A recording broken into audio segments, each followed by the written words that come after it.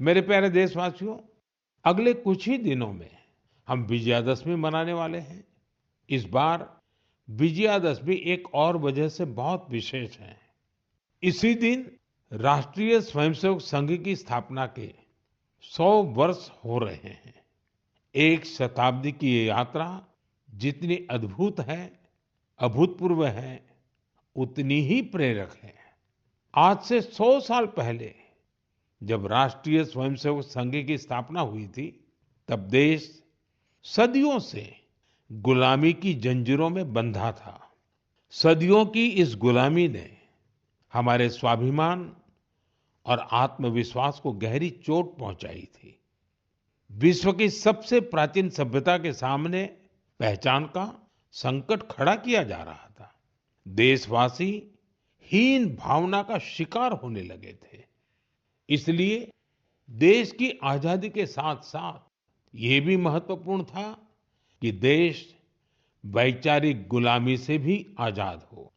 ऐसे में परम पूज्य डॉक्टर हेडगेवार जी ने इस विषय में मंथन करना शुरू किया और फिर इसी भगीरथ कार्य के लिए उन्होंने 1925 में विजयादशमी के पावन अवसर पर राष्ट्रीय स्वयंसेवक संघ की स्थापना की। डॉक्टर साहब के जाने के बाद परम पूज्य गुरु जी ने राष्ट्र सेवा के इस महायज्ञ को आगे बढ़ाया।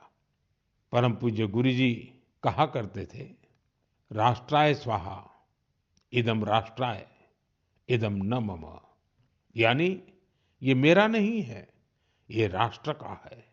इसमें स्वार्थ से ऊपर उठकर राष्ट्र के लिए समर्पण का भाव रखने की प्रेरणा है।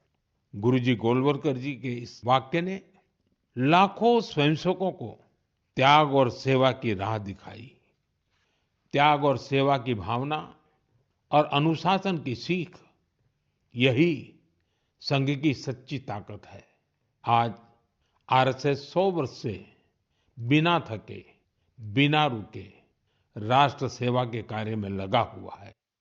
इसलिए हम देखते हैं, देश में कहीं भी प्राकृतिक आपदाएं, आरएसएस के स्वयंसेवक सबसे पहले वहां पहुंच जाते हैं।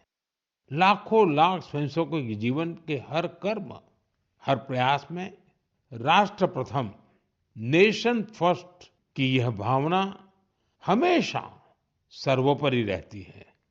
मैं राष्ट्र सेवा के महायज्ञ में स्वयं को समर्पित कर रहे प्रत्येक स्वयंसेवक को अपनी शुभकामनाएं अर्पित करता हूं।